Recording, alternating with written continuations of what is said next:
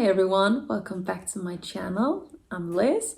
Today we'll be focusing on this bad boy, The Midnight Library by Matt Haig. This book is a strong candidate for being one of the at least top 5 best books of 2024 already. So we're starting the year very strong.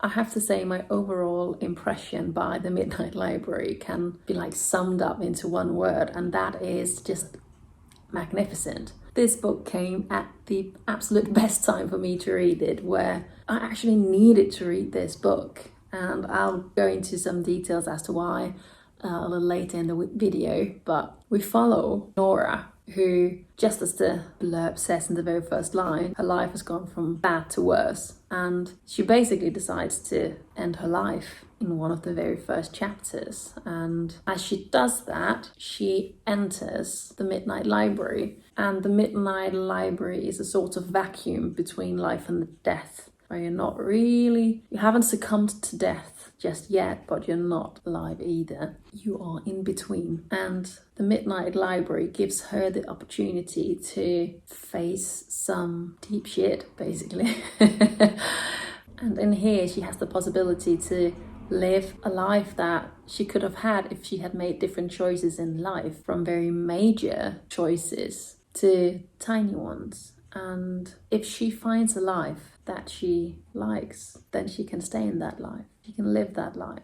And it's very endearing to see all of the thousands of choices that we make throughout a day, how big an impact it can actually have. And as someone I'm struggling with my mental health as well at the moment, and I have a lot of the same thoughts as I'm battling a depression. It's not as difficult as the depression that Nora is going through, but I can recognize a lot of the thoughts that she has, from self-worth and self-love to the indifference to life. And I mean, I know I'm not ancient at all. I'm only 32, about to be 33, but there is part of me that has a feeling of, is this my life? And what if I had gone down the music route? What if I had gone down the archaeologist route? What if I'd stayed with my boyfriend from when I was 18? What if I hadn't gone to London and lived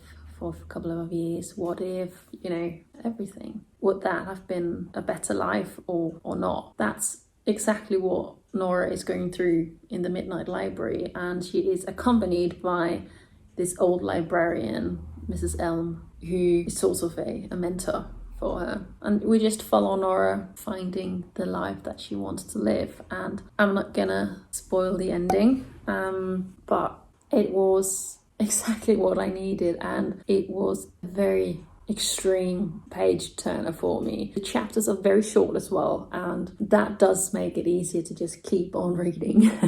But gosh, I needed this book so much. And it was so much fun to follow Nora and all of the lives that she could have lived, and her figuring out what is actually important to her, what it is that she loves, who she loves, to figuring out what she thinks life is worth living for. And that's very beautiful.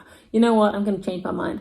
I am going to share you a little about the ending, because I have some thoughts about that and why I think it's a good ending. So if you do not want to know the ending of the story, then click away from the video. That was very danglish. So Nora doesn't die, basically. She figures out how she wants to live her life, and that she wants to return to her root life. She doesn't want to die. She doesn't want to live any of the lives that she has experienced throughout the Midnight Library. There's just something about each of the lives that isn't quite her. So she figures out how to return back to her root life, as they call it. And she tries a life where she finds, a loving husband and has a daughter that she connects with, and she has a good relationship with her brother, and she just really loves this life. But but she recognizes that it's not her life truly, and that is her regret. And this husband of hers is someone who actually asked her out for a date in her root life that she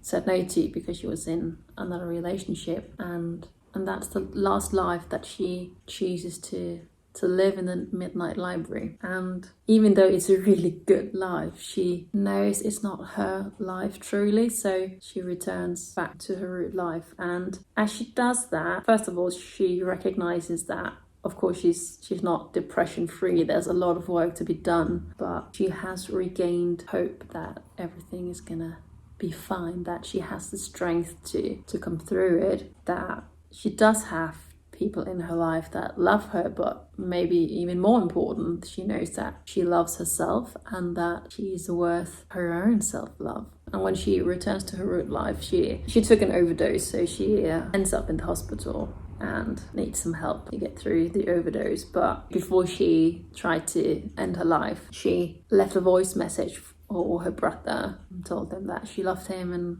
all that stuff. And he rushes down to visit her when he hears the voice message, and they reconnect, and that's absolutely beautiful. And the best part of the ending, you know, there are strings to the last life that she lived in the Midnight Library, in her root life when she returns, because his brother has met this guy at the gym, I think, which is the same guy that he has married in the last life of the Midnight Library. And she just goes all giggly and be like, "This is the one for you." Her brother is like a little bit baffled, like, "How do you know his last name?" and stuff like that. Like, okay. And her brother is just a little bit like, okay, I'm gonna, all right, just trust me on this one.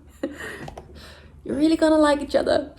It's just incredibly cute. But the best part of it is that most stories would end up with her, I don't know, reaching out to Ash as her husband in the last life of the Midnight Library that she lived is named. Oh gosh, that was a long, difficult sentence to work around. Could have been said in a simpler way.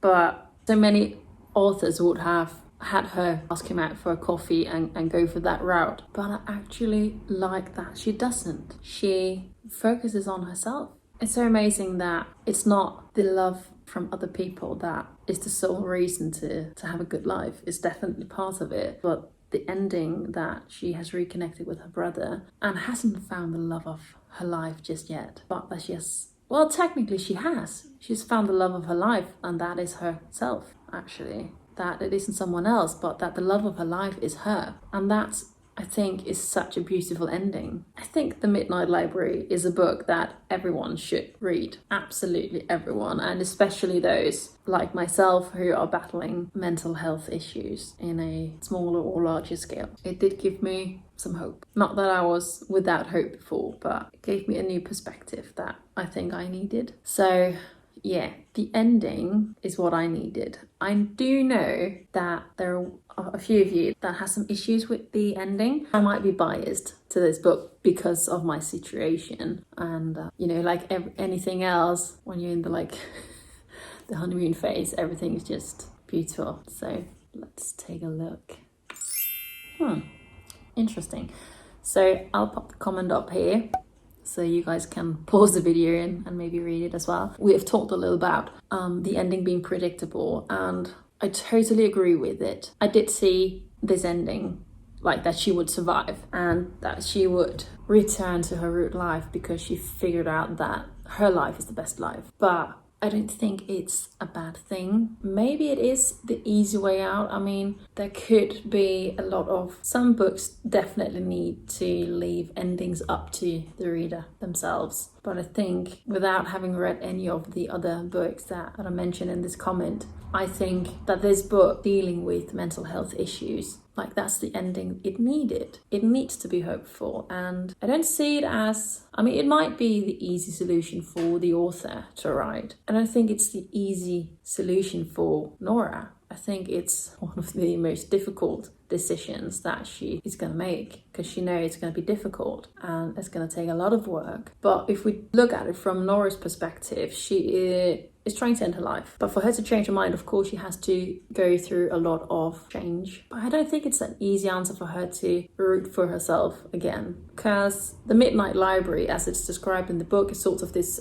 quantum physics in-between world. And she has tried a lot of lives. So many lives, and we don't really know exactly how long she's there for. You know, if we look at it from her perspective, from her root life, it's not that long, of course, since she is able to return to her root life. But when it comes to quantum physics, I don't know, she could have been there for 10 years, or the sensation of it, shorter, longer, who knows. And with each life that she is living, she is learning something new, and she is confronting a lot of difficult things, and to me that makes it quite the plausible ending, an ending I do not have an issue with. I think that quantum physics does it for me, but I also recognize that I needed a good ending. I needed a feel-good ending, and this book didn't have to have a feel-good ending. It could have been a lot more open, but I think Nora needed hope. She needed hope that she gave herself, and she found that. She found herself, and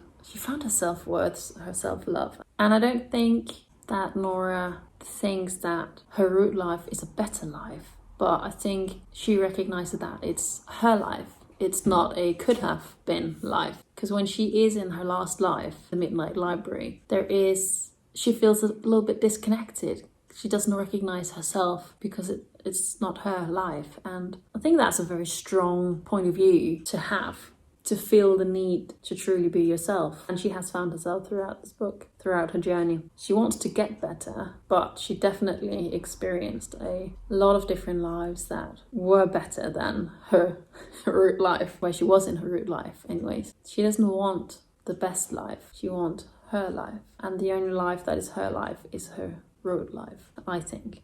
So else, I think I'm gonna rate it 4.5. I'm so close to doing 5, but no, 4.5. That's gonna be 4.5 stars.